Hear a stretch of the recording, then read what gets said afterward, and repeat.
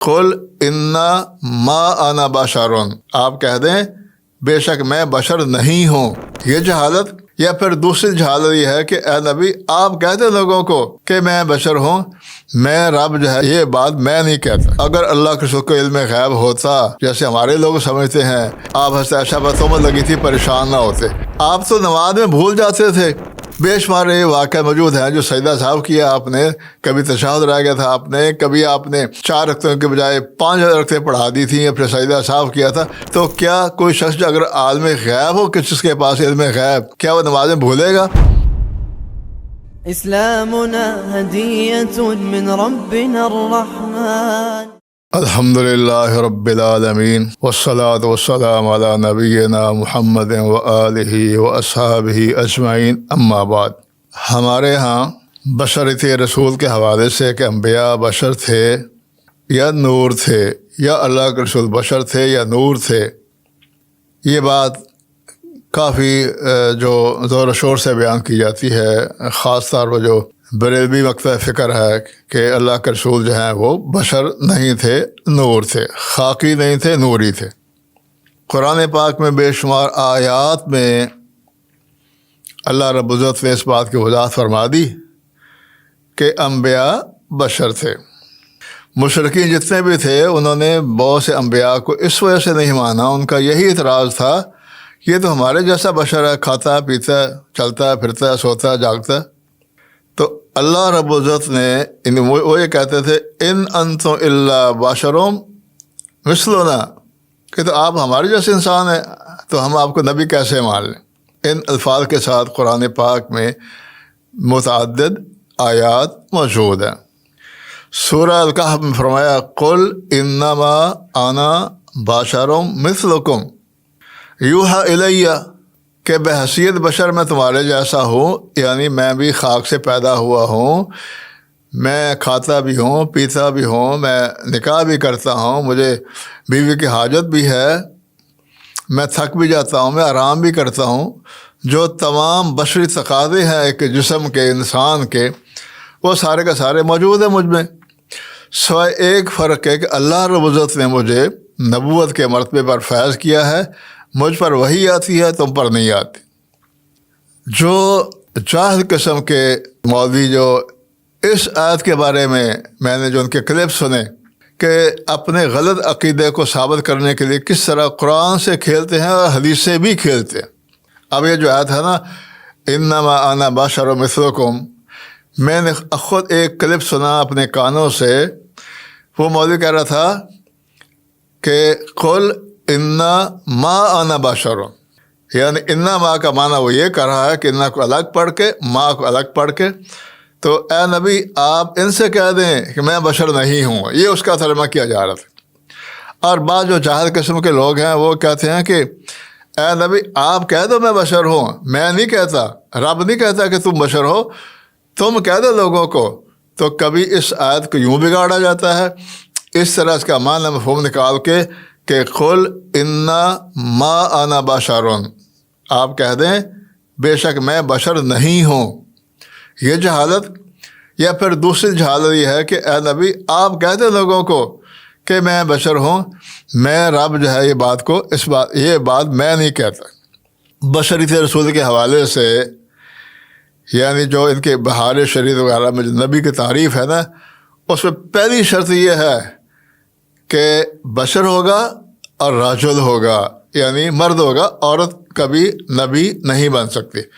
تو جو ان کی بڑی کتابیں ہیں عقیدے کی، بریلوی حضرات کی، جن کے نام پہ یہ جامعہ امجدیہ بنا ہوا ہے کراچی شرف آباد میں، تو بہار شریعت میں ان کی کتاب ہے، اس میں لکھا ہوا ہے انبیاء سب بشر تھے اور مرد. اور اسی طرح کی بات جو شاہ احمد رضا خان بریلوی نے بھی اپنے فتاوے میں کی ہے. ان کی ایک کتاب ہے فتاوی افریقیہ، ایک تو فتاوی رضویہ ہے، ایک ان کی کتاب ہے فتاوی افریقیہ. یعنی جب وہ افریقہ میں جاتے تھے دعوتی دورے پر، لوگ ان سے سوالات کرتے تھے، وہ ان کے جواب دیتے تھے. ان سے کسی نے پوچھا کہ اللہ کے رسول کی اور ابو صدیق کی اور عمر فاروق کی یہ قبریں تینوں ایک ساتھ کیوں ہیں؟ تو انہوں نے اپنے کتاب میں اسی فتاوی فریقیہ میں مسئلہ نمبر 63 اس کا جواب دیا۔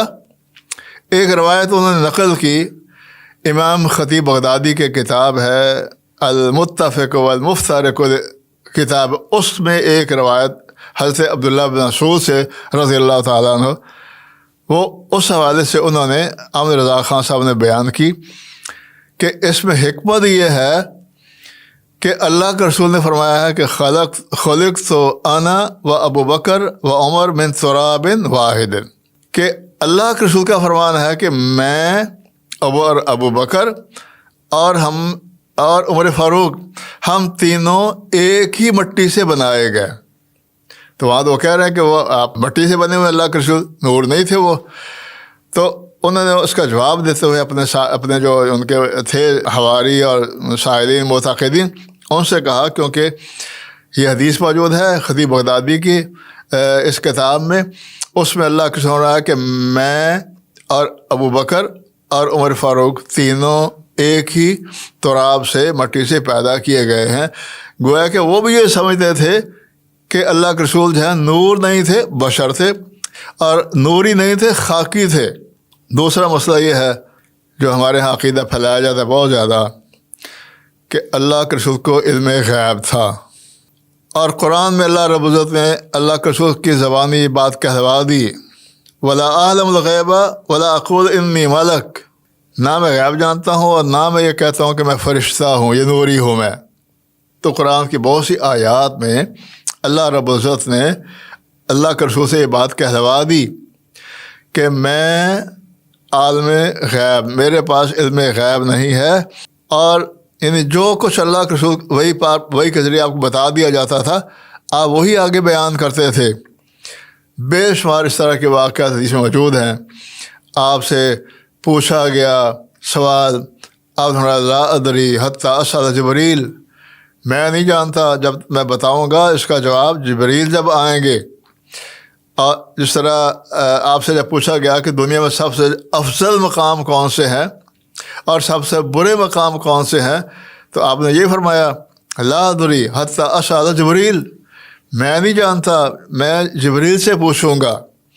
اور جب حضرت جبریل آئے، ان سے اللہ کے رسول نے پوچھا، تو حضرت جبریل نے کہہ دیا لا ادری حتی اسأل ربی، مجھے بھی نہیں معلوم، میں اپنے رب سے پوچھ کر بتاؤں گا۔ پھر وہی کے ذریعے آپ نے بتایا کہ سب سے جو افضل مقامات ہیں وہ مساجد اللہ ہے، اور سب سے جو برے مقامات ہیں وہ ہیں مارکیٹیں اور اسواق۔ تو میرے بھائی، آپ اس کے علاوہ بہت سارے سوالات کے جواب میں اللہ کے رسول انتظار کرتے تھے وہی کا، فوراً اس کا جواب نہیں دیتے اور فرماتے تھے کہ لا ادری حتی اسأل رب، میں اس کا بعد کا جواب نہیں دوں گا جب تک میں جبریل سے نہ پوچھ لوں۔ اور اس طرح کے بے شمار روایت، جب حضرت عائشہ پر تہمت لگی نعوذ باللہ بدکاری کی، آپ اتنے پریشان رہے کہ طلاق کا بھی سوچنا شروع کر دیا آپ نے، حالانکہ وہ تہمت تھی۔ تو میرے بھائی، اگر اللہ کا جو ہے علم غیب ہوتا ہے ان کو، تو آپ اتنے پریشان کیوں ہوتے؟ اسی طرح اور بہت سے روایات ایسے دلائل موجود ہیں کہ سفر میں حضرت عائشہ کا ہار گم ہوا، اونٹنی کے نیچے آ گیا تھا وہ، اور نماز کا ٹائم ہو گیا تھا عصر کا۔ اب سارے صحابہ، اگر کوچ کرنا تھا وہاں سے، پانی نہیں تھا وہاں پر، تو سارے صحابہ نے ہار تلاش کیا ادھر ادھر، وہ ہار نہیں ملا۔ جب چلنے لگے، اونٹ کو کھڑا کیا گیا، اس کے نیچے ہار پڑا ہوا تھا۔ حالانکہ حضرت صدیق نے ڈانٹا حضرت عائشہ کو بھی، آپ کی وجہ سے اللہ کے رسول پریشان ہیں، صحابہ پریشان ہیں، سفر کا موقع ہے، پانی یہاں میسر نہیں ہے۔ اور اسی طرح آپ جب کوئی جادو ہوا، آپ کو پتہ نہیں چلا جب تک حضرت جبریل نے آ کر بتایا نہیں کہ فلاں شخص نے فلاں جگہ پر، فلاں کنویں میں، فلاں چیز میں آپ کو جادو کیا۔ تو میرے بھائی، اگر اللہ کے رسول کو علم غیب ہوتا جیسے ہمارے لوگ سمجھتے ہیں، آپ حضرت عائشہ پر تہمت لگی تھی، پریشان نہ ہوتے۔ آپ تو نماز میں بھول جاتے تھے۔ بے شمار یہ واقعہ موجود ہیں جو سجدہ صاحب کیا آپ نے، کبھی تشہد رہ گیا تھا آپ نے، کبھی آپ نے 4 رکعتوں کے بجائے 5 رکعتیں پڑھا دی تھیں یا پھر سجدہ صاحب کیا تھا۔ تو کیا کوئی شخص جو اگر عالم غیب ہو کہ جس کے پاس علم غیب، کیا وہ نماز میں بھولے گا؟ آپ نے فرما دیا تھا، صحابہ سے کہا جب بتایا گیا اللہ کے رسول کیا نماز کم ہو گئی ہے یا وہ کوئی وحی آ گئی ہے، تو آپ نے فرمایا کہ میں بھی تمہارے جیسا آپ نے سجدہ ساو کیا. پھر صحابہ سے کہا کہ میں بھی تمہارے جیسے انسان ہوں، انسا کما تنسون، جس طرح تم بھول جاتے ہو میں بھی بھول جاتا ہوں. اور بھی اس طرح کے ان الفاظ کے ساتھ اور بھی بہت سی روایات ہیں جس میں آپ نے یہ بات صراحت سے بیان کی کہ انسا کما تنسون. تو میرے بھائی یہ پختہ عقیدہ یہ ہے کہ اللہ کے رسول افضل بشر تھے، لیکن تھے خاکی، آدم کی اولاد میں سے تھے، نسل آدم میں سے تھے.